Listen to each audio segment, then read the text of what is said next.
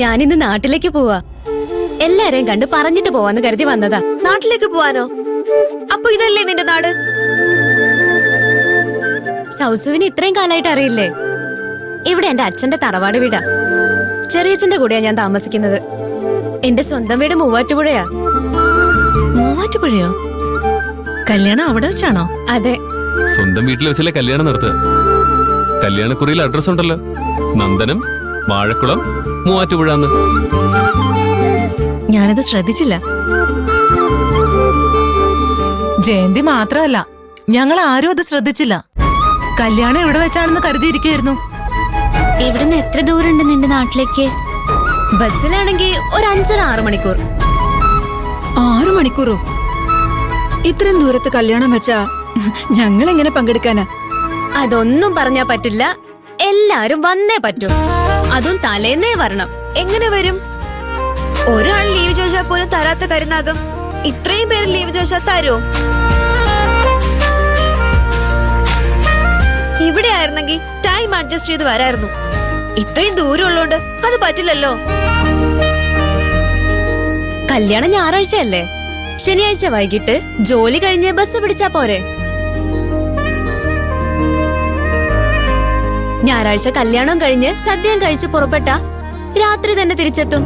Leave എടുക്കേണ്ട ആവശ്യം വരുന്നില്ലല്ലോ. കല്യാണം ഞായറാഴ്ച തന്നെയാ, പക്ഷെ ശനിയാഴ്ച അങ്ങോട്ട് 6 മണിക്കൂർ ബസ്സിൽ യാത്ര ചെയ്ത് നിന്റെ കല്യാണത്തിന് പങ്കെടുത്ത് പിറ്റേ ദിവസം അതേപോലെ 6 മണിക്കൂർ യാത്ര ചെയ്ത് തിരിച്ചെത്തിയിട്ട് തിങ്കളാഴ്ച ജോലിക്ക് വരാൻ പറ്റോ? തിങ്കളാഴ്ച ലീവ് എടുക്കേണ്ടി വരും. എല്ലാവരും ലീവ് വെച്ച് അങ്ങ് ചെന്നേച്ചാ മതി. കരുനാഗ ഓടിക്കും. അപ്പൊ പിന്നെ എന്ത് ചെയ്യും? രേവതിയുടെ കല്യാണത്തിന് പങ്കെടുക്കണമെന്ന് എനിക്ക് നല്ല ആഗ്രഹമുണ്ട്. ഒരു വണ്ടി വിളിച്ചു പോയാലോ? കല്യാണത്തിലും പങ്കെടുത്ത് രേവതി പറഞ്ഞതുപോലെ സദ്യയും കഴിച്ച് അവിടെ നിന്ന് പുറപ്പെട്ട രാത്രി ഒരു 10-11 മണിയോട് കൂടി നമുക്ക് തിരിച്ചെത്താം. വണ്ടി വിളിച്ചു പോവാൻ എത്ര രൂപയാവും? ഒരു 8,000 രൂപയോളം ആവും. 8,000 രൂപയോ? ആൾക്കൊരു 750 രൂപ വെച്ച് എടുത്താ പോരെ? പറയുമ്പോ എത്ര നിസ്സാരമാ. രേവതിയുടെ മുമ്പിൽ വെച്ച് തന്നെ പറയാം. രേവതിക്ക് ഓരോരുത്തർ 1000 രൂപ വെച്ച് കൊടുക്കണ്ടേ? അതിന്റെ കൂടെ 750 രൂപ കൂടി. എന്നെ കൊണ്ട് താങ്ങാനാവില്ല. നിഷ ചേച്ചി പറഞ്ഞത് ശരിയാ പ്രിയ. നിഷ ചേച്ചിക്ക് മാത്രമല്ല, പാറുവിന്റെ കാര്യം തന്നെ ഒന്ന് ആലോചിച്ച് നോക്ക്. ഹോസ്റ്റൽ ഫീസും അടച്ച് ബാക്കിയുള്ളത് വീട്ടിലേക്കും അയച്ചതോടെ പാറുവിന്റെ ശമ്പളം മുഴുവൻ തീർന്നു. 750 രൂപ ഇവൾ എവിടുന്നെടുത്ത് തരാനാ? സഹായിക്കാൻ പറ്റുന്ന സ്ഥിതിയല്ല എന്റേതും. പ്രിയനെ അറിയാലോ. അല്ല, ഞാൻ സഹായിച്ചാ മതിയോ?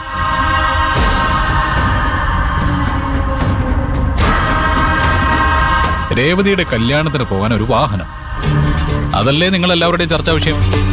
അത് ഞാൻ അറേഞ്ച് ചെയ്തോളാം, എന്റെ ചെലവിൽ.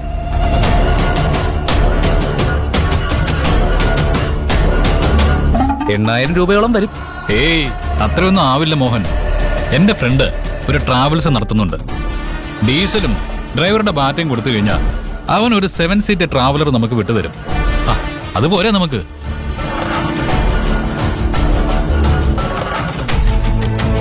മതി. ചെലവ് മുഴുവൻ നന്ദന ഒറ്റയ്ക്ക് എടുക്കൊന്നും വേണ്ട. എത്രയാണെന്ന് പറഞ്ഞാ മതി. പകുതി കാശ് ഞാൻ തരാം. ഏയ്, അതിന്റെ ആവശ്യമില്ല പ്രിയൻ. ഇത് ഞാൻ രേവതിക്ക് കൊടുക്കുന്ന മാരേജ് ഗിഫ്റ്റ് ആയിട്ട് കൂട്ടിയാ മതി. നന്ദൻ സാറും കല്യാണത്തിന് വരില്ലേ? അപ്പൊ ഞാൻ വരണ്ടേ? വരണം. വരും രേവതി. രേവതിയുടെ കല്യാണത്തിന് ഞാൻ എങ്ങനെയാ വരാതിരിക്കുക?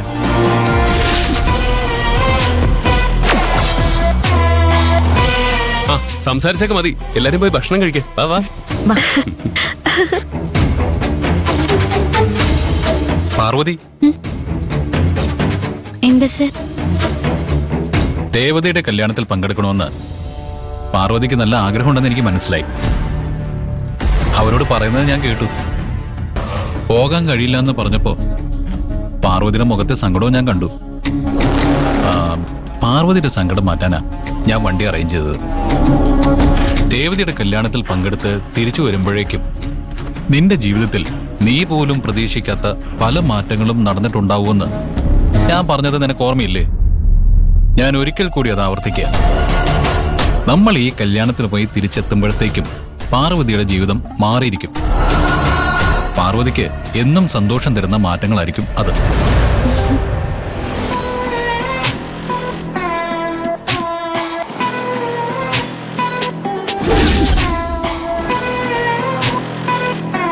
വെള്ള ഷർട്ടിന്റെ ഐഡിയ ചീറ്റിപ്പോയി. പക്ഷേ രേവതിയുടെ കല്യാണം കഴിഞ്ഞ് തിരിച്ചു വരുമ്പോ നിന്റെ കണ്ണിൽ ഞാനായിരിക്കും നിന്റെ ഗന്ധർവൻ. നീ കണ്ടു.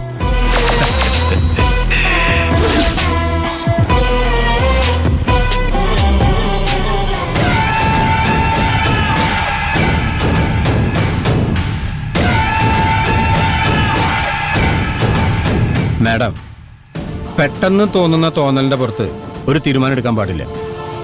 ഒരു കാര്യം പ്ലാൻ ചെയ്യുമ്പോൾ നടക്കുമെന്നുള്ള ആത്മവിശ്വാസം അല്ല വേണ്ടത്, ഉദ്ദേശിച്ച പോലെ നടക്കുമെന്നുള്ള സംശയ വേണ്ടത്. അപ്പോഴേ ആ ഐഡിയയുടെ പോരായ്മ മനസ്സിലാവുള്ളൂ. എന്നിട്ട് ആ പോരായ്മ പരിഹരിച്ച് ആ പ്ലാനുമായിട്ട് മുന്നോട്ട് പോകണം. അപ്പോഴേ നടക്കൂ. അല്ലാതെ തല കുത്തി നിന്നാലും നടക്കില്ല മാഡം. കരുണാകരൻ സാറ് കടങ്കഥ പറയാനുള്ള മൂഡിലാണെന്ന് തോന്നുന്നു.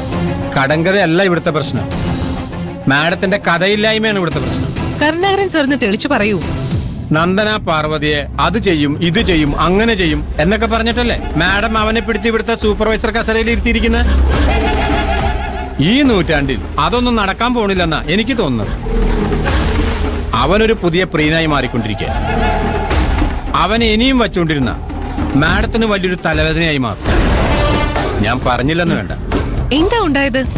എല്ലാവരും രേവതിയുടെ കല്യാണത്തിന് പോകുന്നു. പോയിക്കോട്ടെ, അവനവന്റെ കാശ് ചെലവാക്കി ഓരോരുത്തരും പോയിക്കോട്ടെ. പക്ഷെ മാഡത്തിന് അറിയോ, ടൂറിസ്റ്റ് ബസ്സിൽ എല്ലാവരും പോണേ. ബസ് അറേഞ്ച് ചെയ്ത ആരെന്നറിയോ? നന്ദൻ. കാശ് ചെലവാക്കുന്ന ആരെന്നറിയോ? അതും നന്ദൻ.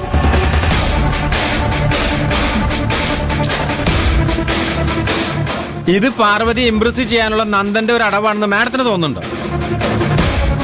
അതിനുവേണ്ടി ആരെങ്കിലും 10-15 രൂപ പൊട്ടിച്ചു കളയോ? അവൻ ചതിച്ചുകൊണ്ടിരിക്കുന്നത് അവളെയല്ല, മാഡത്തിനെയാ. മാഡത്തിനെ. കരുണാകരൻ സാർ, അവൻ ഡബിൾ ഗെയിം കളിച്ചുകൊണ്ടിരിക്കുക. മാഡത്തിനോടുള്ള റെസ്പെക്ട് കൊണ്ടാ ഞാനിത് പറയുന്നത്. മാഡത്തിന് അവൻ സൂപ്പറായിട്ട് പറ്റിച്ചുകൊണ്ടിരിക്കുക. Excuse me. Come in Nandan. Karunakaran sir നിന്നെ കുറിച്ചായി പറഞ്ഞുകൊണ്ടിരിക്കുന്നത്. മനസ്സിലായി? കരുണാകരൻ സാർ ഇവിടെ വന്ന് മുക്തിയോട് എന്നെ കുറിച്ച് പരാതി പറയുമെന്ന് എനിക്കറിയായിരുന്നു. അതുകൊണ്ട് തന്നെയാ ഞാനിപ്പോ ഇങ്ങോട്ട് വന്നത് തന്നെ. മോനെ അനിയ, നിനക്ക് ഈ കരുണാകരനെ കുറിച്ച് ശരിക്കും അറിയില്ല. അവളോട് ഇളിച്ച് കാണിച്ചു കഴിഞ്ഞ് സമയം കിട്ടുമ്പോ കൂടെ പഠിച്ച ഈ കൂട്ടുകാരിയോടൊന്ന് ചോദിച്ചു നോക്ക്. വിസ്തരിച്ച് പറഞ്ഞു തരും. പറയാൻ കുറെ ഉണ്ട്. ഇതാണ് കരുണാകരൻ സാറിന്റെ പ്രശ്നം. എടുത്ത ചാട്ടത്തിൽ കൂടുതലാണ്. പെട്ടെന്ന് ചൂടാവും. ചൂടാവും പറഞ്ഞ പൊട്ടിത്തെറിക്കും. അതൊന്നും ആരും വകവെച്ച് തരില്ല എന്റെ കരുണാകരൻ സാറേ. കരുണാകരൻ സാർ അങ്ങോട്ട് ചൂടാവുമ്പോ അതിന്റെ 10 ഇരട്ടി തിരിച്ചിങ്ങോട്ട് ചൂടാവാൻ കഴിയുന്നവരാ ഇവിടെ ഉള്ളവര്.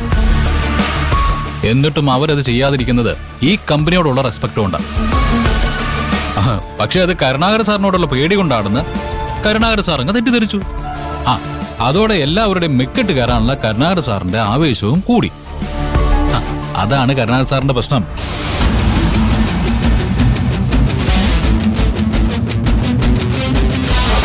ഞാൻ അവരെ ഡീൽ ചെയ്യുന്ന രീതി കരുണാകരൻ സാറ് ശ്രദ്ധിച്ചു കാണുമല്ലോ. അതുപോലെ കരുണാകരൻ സാർ അവരെ ഡീൽ ചെയ്തിരുന്നെങ്കിൽ കരുണാകരൻ സാറിനെ അവര് ദൈവത്തെ പോലെ കണ്ടായിരുന്നു. ഡീല് മൂട്